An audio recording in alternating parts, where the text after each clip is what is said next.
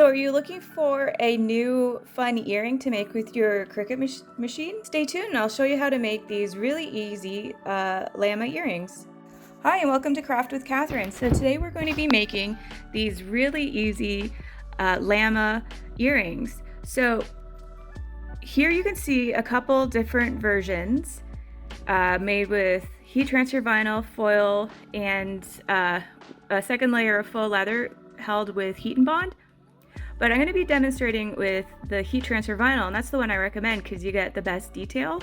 And if you want to get the free file, you can find it in my blog. The link's going to be in the description below. As well, I'll make sure to put a link to all of the materials that I'm using today. And if you enjoy my videos, make sure to subscribe, and let's get started. So for today's tutorial, you're going to need some materials. You're going to need a purple cutting mat, a green cutting mat, something to iron on, like a heat safe ironing mat. You're going to need some heat transfer vinyl, some faux leather. This is a navy blue suede. You may want some heat tape as well as a mini iron, flat nose pliers, something to weed your vinyl with, small craft punch, and some earring hooks and jump hoops. That file, just go to my blog. I'll put a link in the description below, and then scroll down until you see the sign up form right here, and then just enter your name and your email address and it'll be sent immediately to your inbox. The next step is to open up Cricut Design Space, click on the upload button, and now select the upload image button here to select the SVG cut file off your computer. More than likely it's going to be in your download file. Afterwards you'll see it displayed here in recent uploads. Select it and select add to canvas. Here you'll see the earrings, both the left and the right, with and without holes. So select ungroup and then just delete whichever set you don't want. And now just turn off the layers that you don't want to cut. I'm just going to cut one earring at a time just to show you how to assemble it, but you can go ahead and cut both the left and the right at the same time if you like. Now select Make It. Here on the prepare mat, you'll see that you can move the design around wherever you like. So select it where you would like it to cut on your cutting mat. Press continue. So for the base layer, I'm going to be using the faux leather. So I recommend selecting the faux leather paper thin setting, and I like to set it to more. Now it's advising to load the fine point blade, and once you've loaded your fabric, then you can press the C button to cut. So now that you have your cut file all set up in Design Space, the next step is to get your materials ready. So I recommend cutting out your faux leather just to the size that you'll be using. I'm just going to do one earring today, but you could work both pieces at the same time. And this is some transfer tape. I recommend that you put this onto the good side, and the reason for this is that it's going to protect your cutting mat from getting too dirty, because here you can see that I just dropped a little piece of faux leather and it left a mark right away. So this will help save your mat so that you don't have to clean it so much.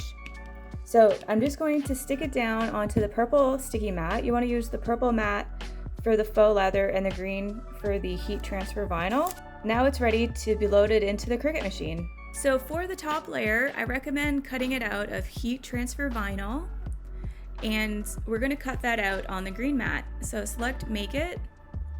Here you can move it around on your cutting mat, and I recommend that you select mirror, since the heat transfer vinyl, you cut it backwards. Now select continue and choose the correct settings for your vinyl. Today I'll be using vinyl, and I'm going to select more. So here I have the heat transfer vinyl cut out as well as the faux leather. So for the next step, I have to weed the vinyl. So I have this light mat here, and that's going to help me to weed the vinyl. And another great tool, craft tool, is this ring. So when you pick off the pieces, you can just place it right in here, and then when it gets full, you can throw it away.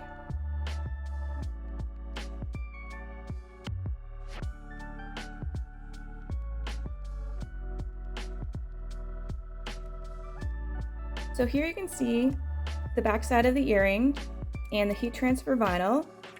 So the next step is to iron them together. So I'm using some Teflon sheets, and I have some heat tape here. I find both are super handy to have around. So if you're worried about the heat transfer vinyl shifting, you could just put the tape on top and just tape it into place. Now place the other sheet on top, and now grab your mini heat press and press according to the manufacturer's instructions for your heat transfer vinyl. So here you can see it's all done. Now I'm going to leave it to cool. So here is the cooled earring. Now I'm just going to very carefully peel away the plastic backing. So if the hole didn't cut, then just use a craft punch and cut the hole. And there's just a little bit of a misalignment, so I'm just going to trim that away with some craft scissors. So here we go. Now the next step is to grab some jump hoops and earring hooks. And I'm using 4mm size jump rings. Now you just can use 2 pliers and just twist them to open. These are soft, so I can use my hands. So now load up the earring and the earring hook, and now just twist the jump ring to close, and now your earring's complete. So here's a few of the different colors that I created. I think green and pink would also look really pretty. My favorite, I made some with heat and bond and 2 layers of faux leather, as well as foil. And I hope that you enjoyed this tutorial, and make sure to subscribe and leave a comment below, and I'll see you next time.